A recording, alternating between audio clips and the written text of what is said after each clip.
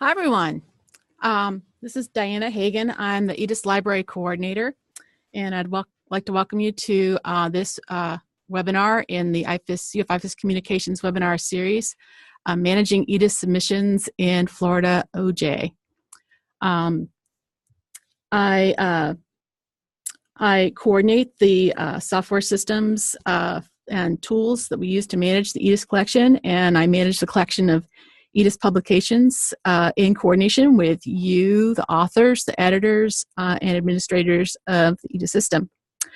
I'm pleased to offer this second webinar about our new system for managing the EDIS submission and publishing process.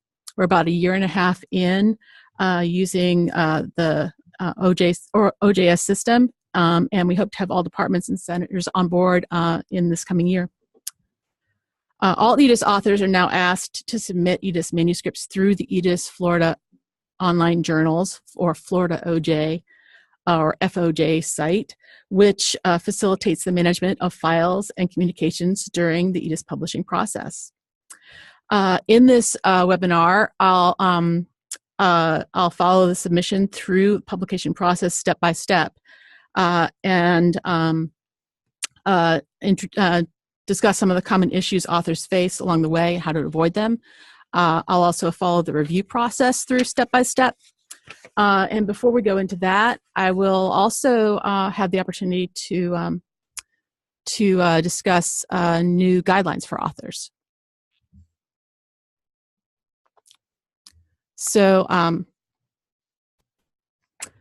this is an opportunity to give you a sneak peek at some of the guidelines. I'll talk to you a little bit about the online journal in general, and the roles of the authors and reviewers, and some of the other roles in EDIS OJ.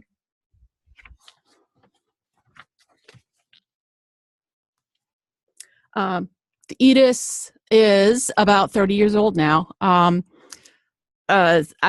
told that the origins were in video text in Miami-Dade County in the late 80s, but the website itself began in the 1990s.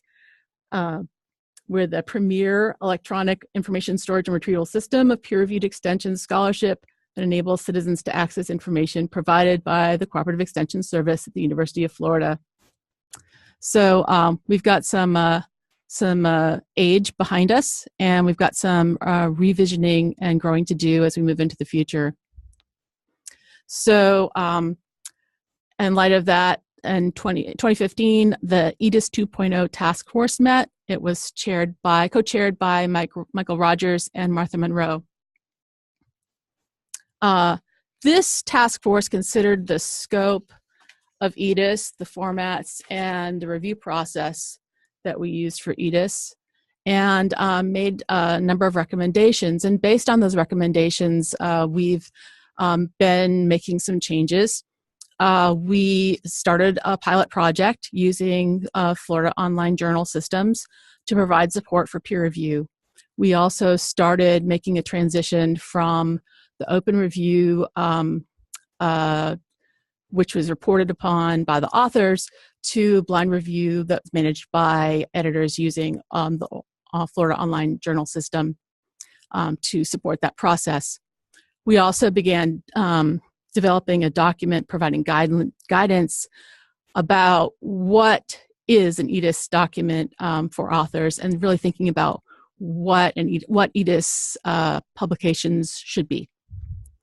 So I'm going to talk a little bit about this forthcoming document, which will be available soon.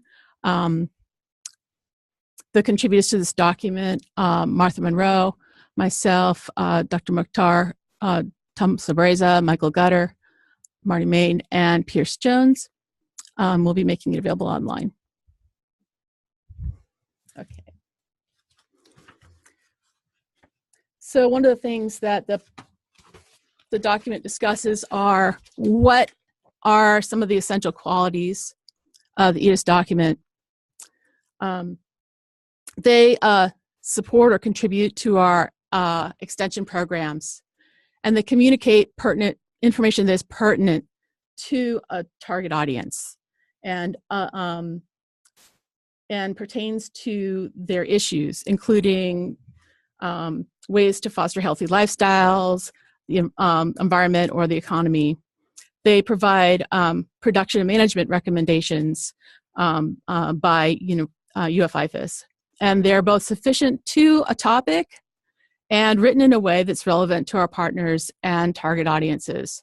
So they're not just a teaser about a subject. They have enough information, and they don't either drone on with excessive information or overload with superfluous detail.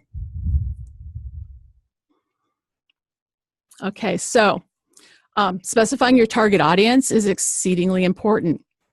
The typical EDIS publication should answer any reader's questions, but in many cases, the target audience is expected to have a specialized expertise. So, for example, crop irrigation managers or veterinary students. EDIS is still a good way to reach those audiences. Other target audiences, such as agricultural producers or homeowners, you may be delivering the same information, but in very different ways.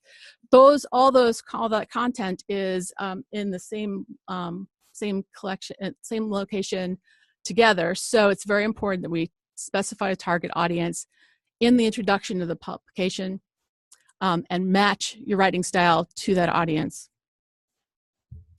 Another section of these guidance documents touches on publishing requirements, spelled out clearly. Authors must include current UF-IFAS academic faculty.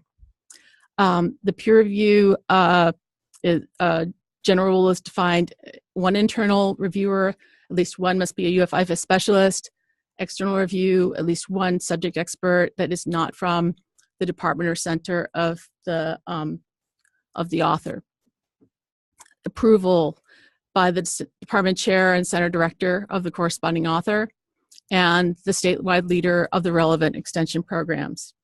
And they all have professional editing and layout.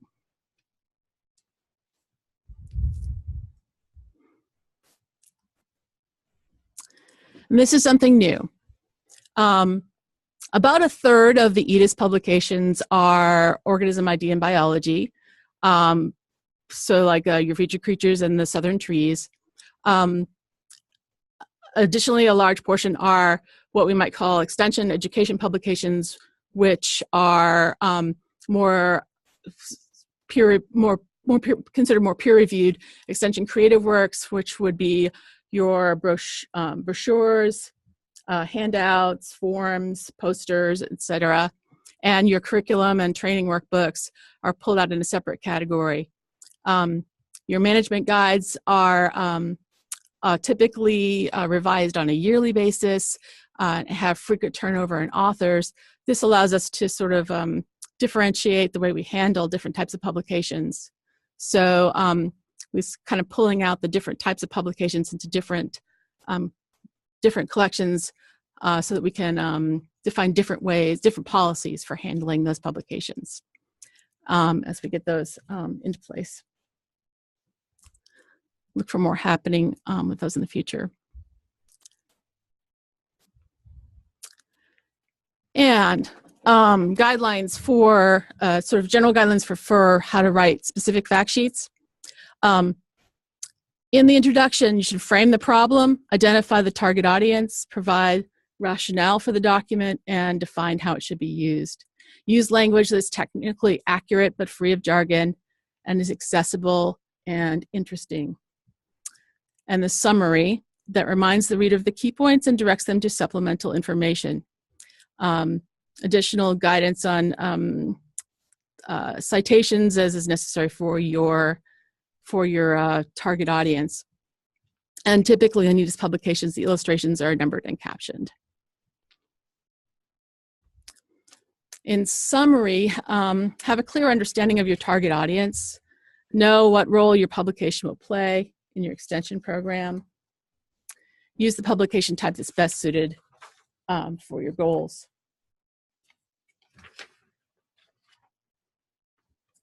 Ultimately, the quality and relevance of our EDIS collection depends on contributions from our authors and reviewers.